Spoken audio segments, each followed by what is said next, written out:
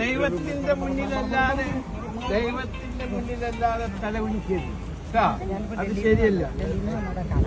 കാശ് കിട്ടിയ ഞാൻ ഇവർക്ക് കാശ് കൊടുത്തായിട്ടുണ്ടായിരുന്നു.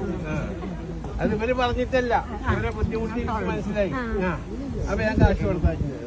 ഒരിക്കലും കാര്യം കൊണ്ടിരുന്നതാണ് ദൈവത്തിന്റെ മുന്നിൽ മാത്രം. നമ്മുടെ ഇവിടെയുള്ള കുട്ടികൾക്കൊക്കെ തൊഴിൽ വേണം.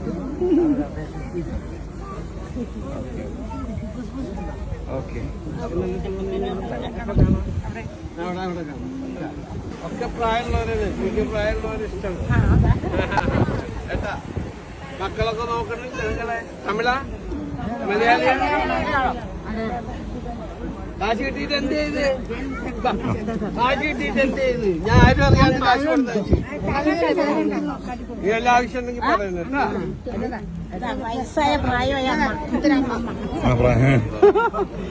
ആരവിടെ ഉള്ളത്?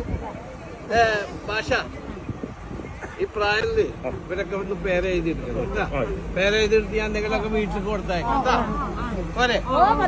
ഈ അമ്മക്ക് കൊടുത്തയച്ചാൽ മതി.